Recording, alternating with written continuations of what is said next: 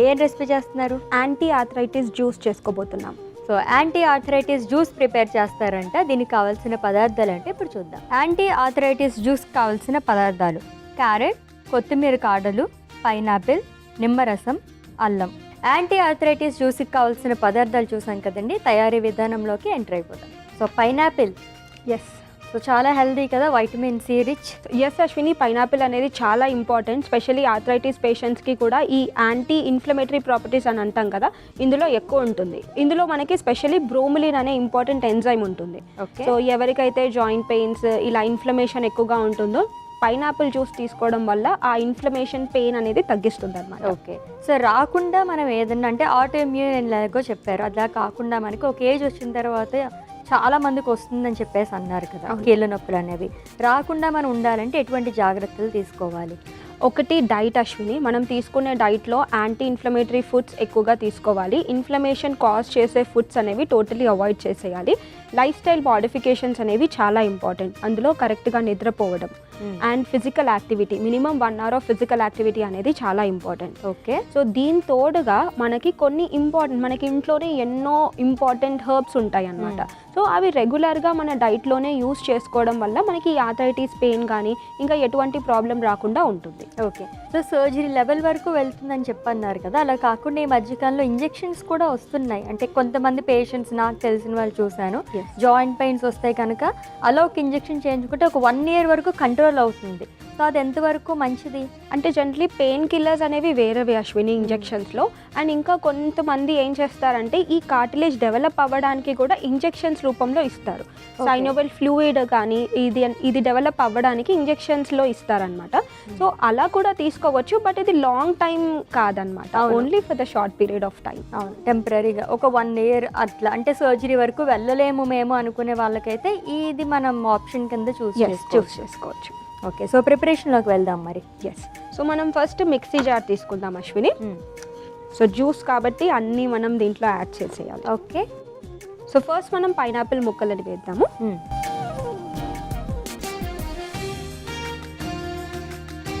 Next carrot ముక్కలను add చేద్దాం Ashwini. Okay.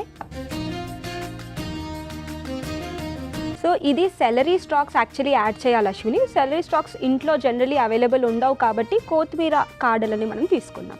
అంటే పర్టికులర్గా ఇవే తీసుకోవాలా, లేకపోతే ఆకులు కూడా తీసుకోవచ్చా దాంతోపాటు? కొత్తిమీర మొత్తం అంతా ఆకులు కూడా తీసుకోవచ్చు అశ్విని, బట్ ఇక్కడ మనం సెలరీ స్టాక్స్ ఇంకా చాలా మంచివి అనమాట. సో దీంట్లో కూడా న్యూట్రియంట్స్ ఎక్కువగా ఉంటాయి.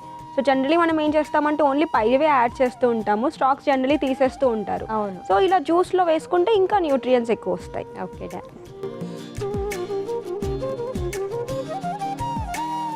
సో ఇవన్నీ ఈజీ జ్యూసెస్ కదా, వీటి ప్లేస్లో మనం ఎక్కువగా రోజు ఒకటే తాగలేరు కాబట్టి డిఫరెంట్ మనం ఇంగ్రీడియంట్స్ కూడా యూస్ చేసుకోవచ్చు.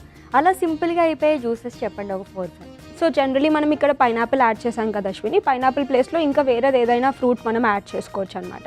ఇప్పుడు వాటర్ మిలన్ యాడ్ చేసుకోవచ్చు. వాటర్ మిలన్ కూడా బాగానే బ్లెండ్ అవుతుంది దీంతో పాటు. అవును. అండ్ వాటర్ మిలన్లో కూడా యాంటీ ఇన్ఫ్లమేటరీ ప్రాపర్టీస్ ఉంటాయి.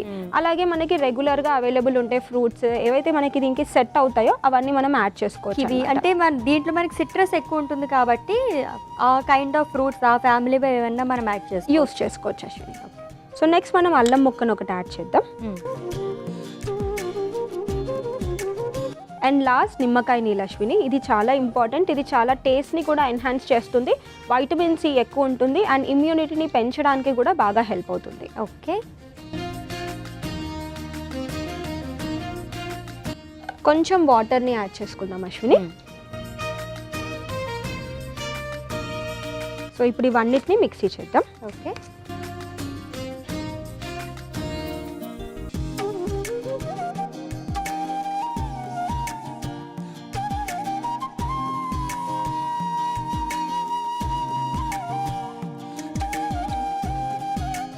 ఇది అయిపోయింది అశ్విని, మనం ఒకసారి తీసి చూద్దాం. ఓకే.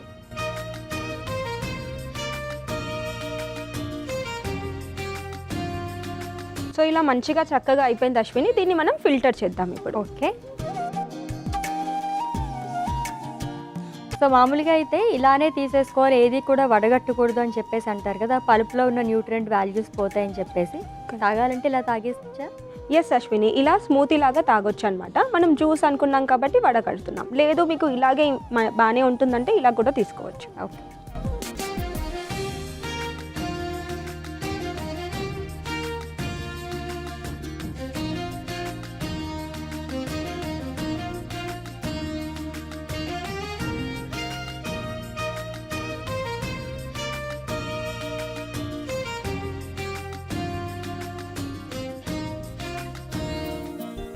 సో రెడీ అయిపోయిన జ్యూస్ అయితే నాకు ఇస్తారా?